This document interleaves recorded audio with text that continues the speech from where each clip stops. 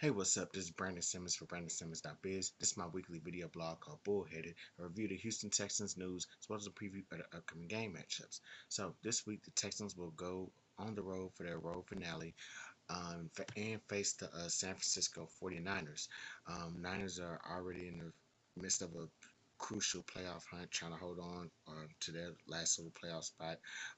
But we'll get into all that. In just a few minutes. First, what I want to do is just do a quick game recap over last Sunday's win over the Chargers. So, coming into this game, Texans and the Chargers were both facing adversity as far as like missing players due to the COVID reserve list. Texans especially, they were missing, key players on defense. They were missing, key players on offense. So it was, coming into it, you was thinking like, man, Davis Mills is really about to have a rough day going going into that game. But um, it was completely the opposite. He threw 21 to 27 for 254 yards in this game. He had two huge throws in this game as well down the sideline. So he was really, it's another good game that he's had, and it's really been, quite a good thing, obviously, to see him piece those games together and build a little bit of consistency. So kudos to him on that win and his level of play in that game. Tavier Thomas, he was named AFC Defensive Player of the Week. Defense, they were pretty much, acting full, you could say. Um, in addition to that, Jonathan Owens, he got a pick as well. So, so Tavier Thomas and Owens both got picks in this game to help, solidify the win. So, overall, it was a great win that, it was a great win that, that the Texans, had to overcome in order to achieve that feat. So, kudos to them. Now, I want to get to the topic this week, and it was a pretty, interesting topic. So after the game, everybody was obviously gleaming. The Texans won. The quarterback played good. Defense was doing good. One more thing about the game recap. Rex Burkhead, yeah, that was probably like the biggest surprise of the season. Him putting up over 100 yards rushing. Him, being the team's only 100-yard rusher this season. So kudos to him in stringing that together. Now, back to the back to the main topic. So, pretty much, after the game, people were, obviously excited, and they were really pleased. They were really pleased with Davis Mills' work. So much to the point that they were, you know, almost crowning him like the quarterback of the future and all this other stuff. And so I wanted to kind of like come in here and kind of tackle that and get my thoughts on that and like how people reacted. So first, I think he deserves all the praise for his improvement. Those games, that first stint he did as a starter, it was I just felt like he just got thrown in the fire and he just really was not ready. And that's really the nature of the league. You know what I'm saying? Like it's really next man up, and not just the league, but any sport. You gotta stay ready. And so for him, it's kind of I it's hard to kind of say stay ready. When you're a rookie, because when you're a rookie, and I'm pretty obviously he wasn't getting like all the first team reps at the time. So when you're a rookie, it's like you gotta stay ready. But what are you ready for? You know what I'm saying? So uh, he just kind of got thrown in, and I'm pretty sure he learned a lot from the mistakes that he made during that first go around. But hopefully he'll be able to, yeah. But hopefully, he'll take that into next year or whatever. But definitely, I would say he deserved, praises for his improvement. Basically, he's played a little bit better. The yardage is getting better. He's looking like he's becoming a little bit more accurate than before. So I think he's really just showing that all that time that was on the sideline has really kind of helped them see the game from a different light.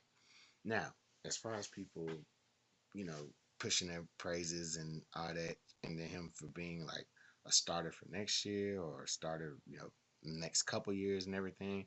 I just want to remind y'all, like, it's not that far removed from the struggles. I think he still has a long way to go.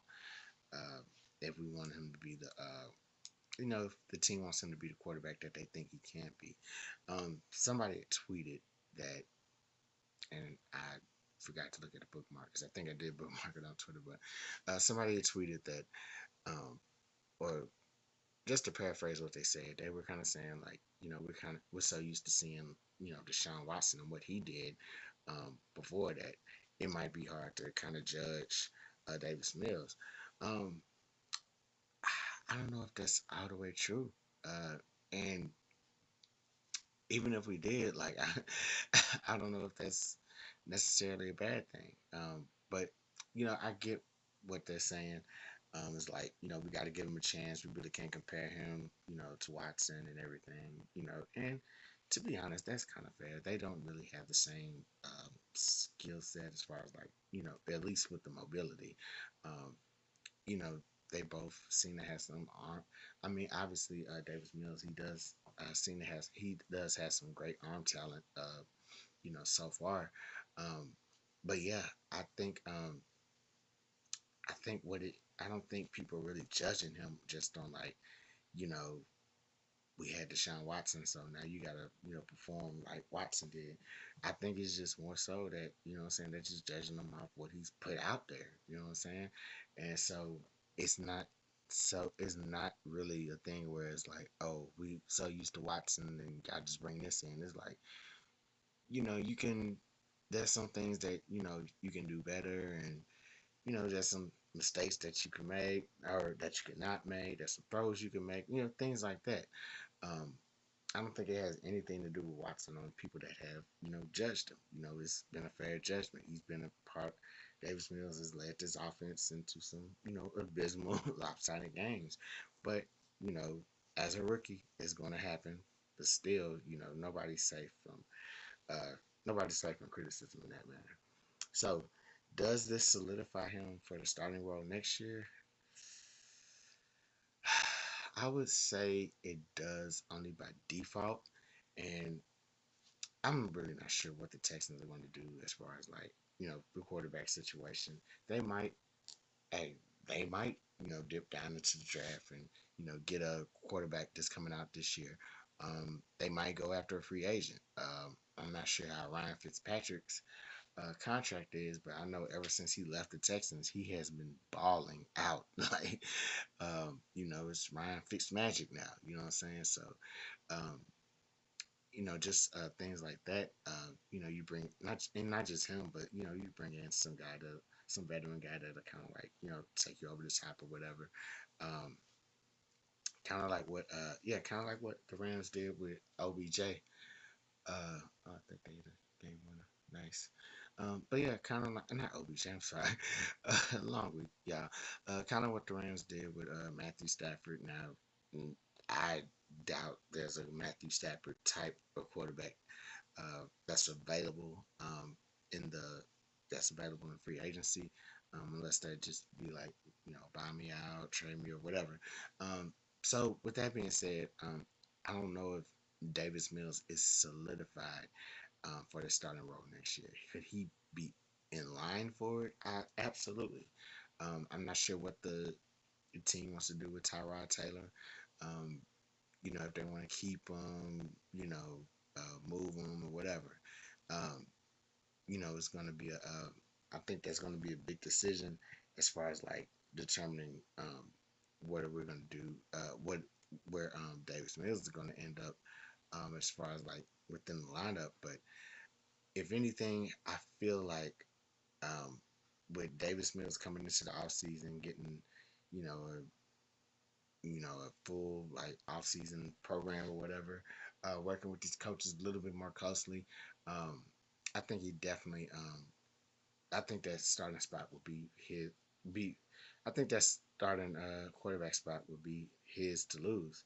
Um, So I think he's not solidified for it now, but he's definitely going to need some work. And depending on how much work or how much improvement he shows, within the off season, um, I think it'll definitely cement his spot for the starting role.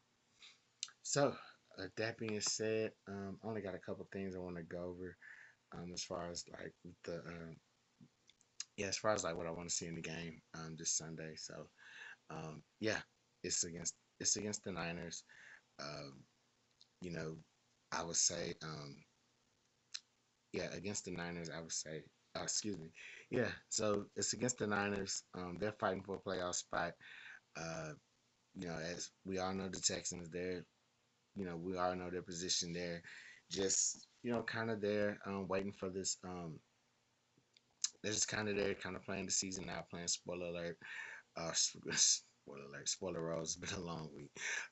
So, there's only a couple things I want to see with this Texans team. So, first off, the Niners might be having a rookie quarterback play this week. I believe Garoppolo's hurt, and so I think it's a thumb injury or something, but I think it's to the effect where they have been throwing around that Trey Lance should be starting. Rookie quarterback Trey Lance should be starting for the 49ers. So we'll definitely see how that takes off. We'll definitely see how that go, but in the meantime, I think the Texans, if that does potentially happen, the Texans should take advantage of that and just do what defenses do to rookie quarterbacks, pretty much. So just go in on those guys. Yeah, just go in and just handle your business on that front. Number two things, the second thing that I want to see um, for these Texans this week is repeat last week's victory. Whatever you did, superstition, non-superstition, all that stuff.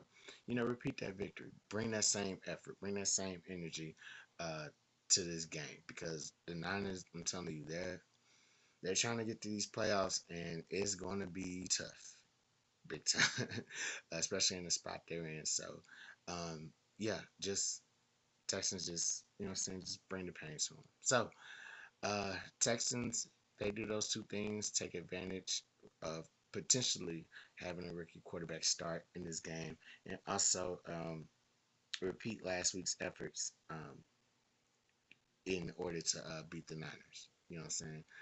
So, with that being said, I'm Brandon Simmons for BrandonSimmons.biz. Holla Black.